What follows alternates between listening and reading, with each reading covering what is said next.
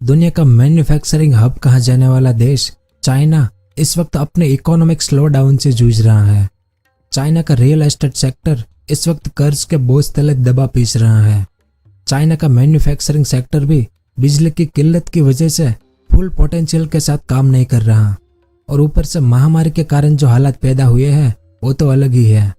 तो सवाल ये उठता है कि दुनिया की सबसे बड़ी अर्थव्यवस्था क्यों इस वक्त बुरे दौर से गुजर रही है? क्या चाइना का यहाँ इकोनॉमिक स्लो डाउन लंबे वक्त तक चलेगा और चाइना पर इसका आखिर क्या दूरगामी परिणाम होगा? इन सब सवालों के जवाब आज हम इस वीडियो में जानने की कोशिश करेंगे और साथ में ये भी जानेंगे कि चाइना पर आया यह संकट क्या पूरी दुनिया के लिए भी खतरे की घंटी है। बहुत कुछ जानेंगे इस वीडियो में, तो वीडियो के अंत तक हमारे साथ बने रहिए। तो सबसे पहले हम ये जानते हैं कि चाइना में इकोनॉमिक स्लो डाउन क्यों आया है, यानी चीन की अर्थव्यवस्था क्यों गिरने लगी है। तो 2019 में जब महामारी शुरू हुई तब किसी को यह अनुमान नहीं था कि यह बीमारी कई वर्षों तक पूरी दुनिया को परेशान करने वाली है। लोगों के स्वास्थ्य के लिहाज से देखें तो महामारी ने बहुत बुरा असर दिखाया है, लेकिन और एक क्षेत्र है जो महामारी के कारण बहुत बुरी तरह से प्रभावित हुआ है, वो है दुनिया के देशों की इकोनॉमी। क्योंकि आज कई देश अपनी गिरती इकोनॉमी से परेशान हैं, उसको सुधारने के लिए कई प्रयास हो रहे हैं। लेकिन दुनिया में एक देश ऐसा है जिसने महामारी से हुई क्षति की भरपाई बहुत जल्द ही कर ली थी और उसकी इकोनॉमी रॉकेट की स्पीड से आगे बढ़ रही थी। वो देश था चाइना। चीन की आर्थिक विकास दर दूसरी तिमाही यानी अप्रैल जून 2021 में 7.9% थी, लेकिन तीसरी तिमाही में यह गिरकर 4.9% पर पहुंच गई है। अब चाइना की इस गिरती अर्थव्यवस्था ने सरकार की नीतियों पर बड़े प्रश्न खड़े कर दिए हैं। हाल फिलहाल में सरकार ने कानूनों में कई ऐसे बदलाव किए हैं जिससे वहां के रोजगार और बड़े बड़े बिजनेस प्रभावित हुए हैं। वैसे इन कानून को लागू करने का मकसद आर्थिक सुधार करना था, लेकिन फिलहाल सरकार का यह दाव बिल्कुल उल्टा पड़ता नजर आ रहा है। चीन की इकोनॉमिक स्लो डाउन के पीछे कई कारण हैं, तो एक एक करके सबके बारे में हम जानते हैं। सबसे पहले जीरो कोविड-19 पॉलिसी।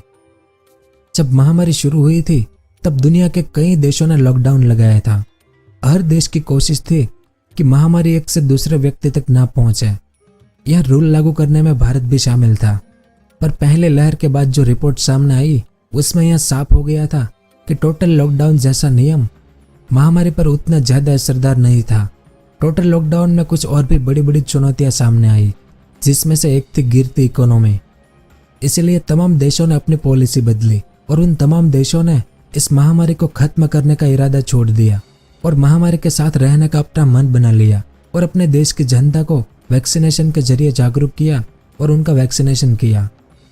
अब जैसे जैसे लोगों का वैक्सीनेशन होता गया वैसे वैसे देशों ने अपनी आर्थिक गतिविधियां भी शुरू कर दी। लेकिन चाइना में कुछ अलग ही हो रहा था।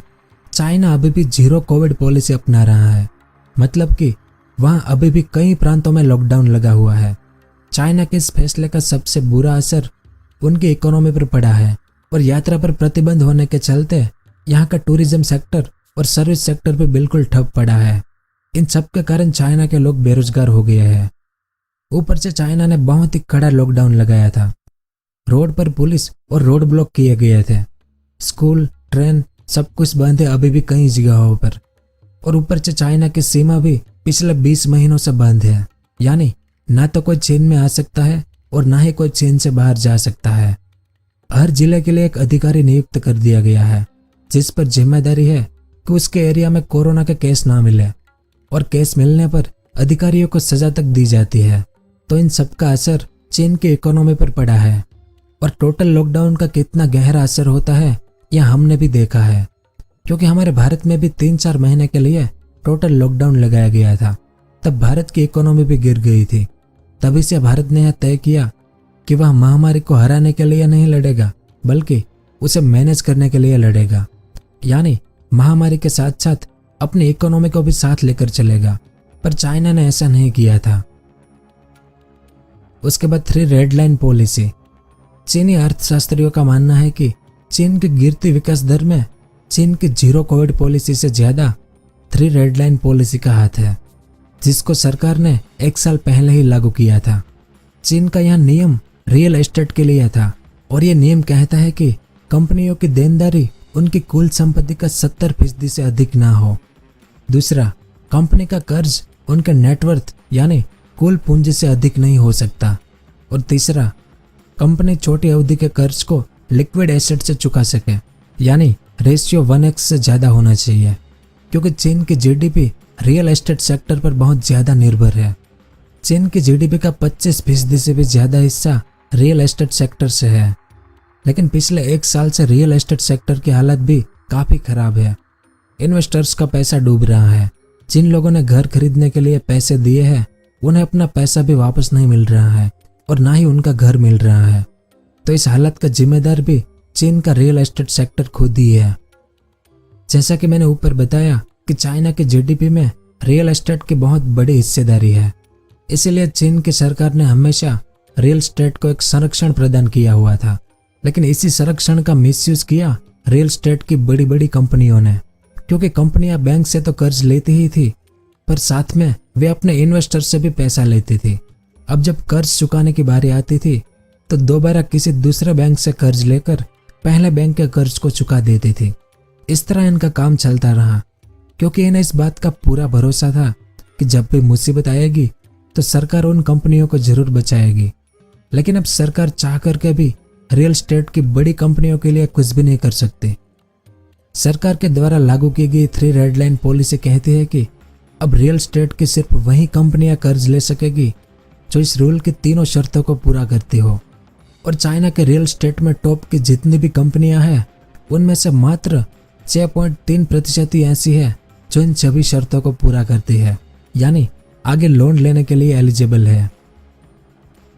उसके बाद चीन में रियल एस्टेट सेक्टर की सबसे बड़ी कंपनी एवरग्रैंड सबसे ज़्यादा कर्ज में डूबी है। जानकारों के अनुसार रियल एस्टेट का इस तरह कर्ज के जाल में फंसना चीन की इकोनॉमी को गंभीर परेशानी में डाल सकती है। चीन के इस नियम से जहां एक तरफ रियल एस्टेट की कई कंपनियां दिवालिया होने के कगार पर पहुंच चुकी है, तो वहीं दूसरी तरफ बैंकों को भी लोन का पैसा वापस नहीं मिल रहा, जिससे चाइना के बैंकों की हालत भी काफ़ी खराब हो रही है। इस नियम के चलते लोग रियल एस्टेट की कंपनियों में निवेश नहीं कर रहे हैं और जिन लोगों ने निवेश किया था वह अपना पैसा निकालने की कोशिश में लगे हैं, जिससे स्थिति और भी जटिल होती जा रही है। उसके बाद चाइना में आया बिजली संकट। रियल एस्टेट और महामारी के कारण जो समस्याएं उपजी थी वो तो है ही, लेकिन पिछले कुछ महीनों से चाइना एक और नई समस्या से परेशान है और वो है बिजली की समस्या। चीन इन दिनों बिजली की कमी से जूझ रहा है और यह समस्या बाकी सभी समस्याओं से कहीं ज़्यादा बड़ी दिखाई दे रही है, क्योंकि इससे सप्लायर सीधे तौर पर प्रभावित हो रहे हैं। चीन में बिजली संकट कितना गहरा है इसका अनुमान आप इस बात से लगा सकते हैं कि वहां के मार्केट में मोमबत्ती जलाकर रात का काम किया जा रहा है। दिन में कई बार बिजली गुल होती है। लोगों को कम बिजली इस्तेमाल करने के लिए आश्वासन दे दिया गया है। चीन का यह बिजली संकट 2 कारणों से आया है। पहला कि सबसे ज्यादा कोयला उत्पादक करने वाली खदान में इस वक्त बाढ़ के कारण पानी भरा हुआ है, और दूसरा चीन सबसे ज्यादा कोयला ऑस्ट्रेलिया से आयात करता था, पर व्यापार युद्ध के चलते चीन ने ऑस्ट्रेलिया के कोयले पर बैन लगा रखा है। तीसरा कारण है पर्यावरण के प्रति चीन की प्रतिबद्धता, जो उसने खुद से ही किया है, क्योंकि चाइना साल 2030 तक कोयला पर अपनी निर्भरता काफी कम करना चाहता है।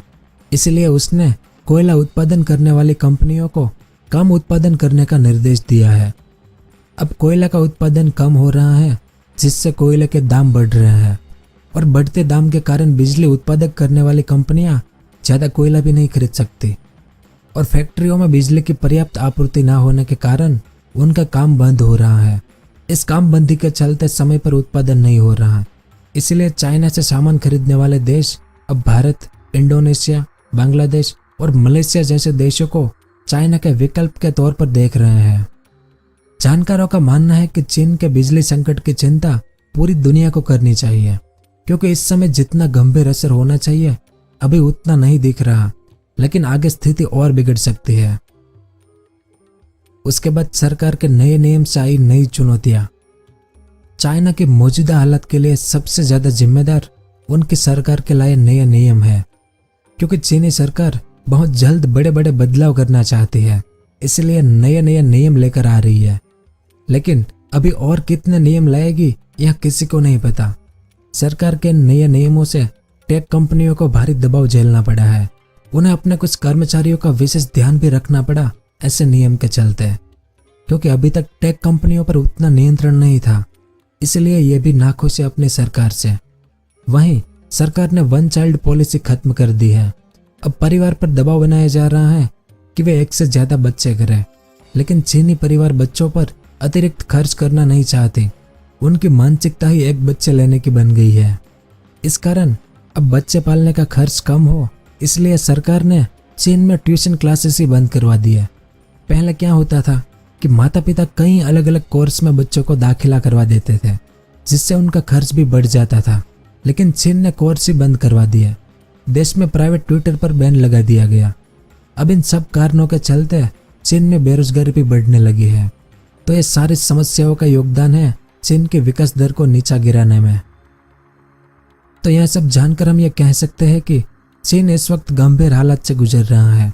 खासकर रियल एस्टेट सेक्टर की समस्या और बिजली की समस्या सबसे बड़ी है।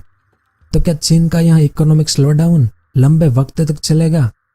तो फिलहाल महामारी खत्म नहीं हुई है और ऐसा लग रहा है कि साल 2023 तक चीन अपने जीरो कोविड पॉलिसी पर ही बना रहेगा।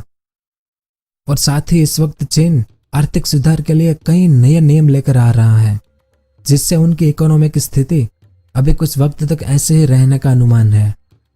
और एक सवाल आपसे कि क्या चीन पर आया यह संकट पूरी दुनिया के लिए खतरे की घंटी है? आपके विचार नीचे कमेंट करके बताएं।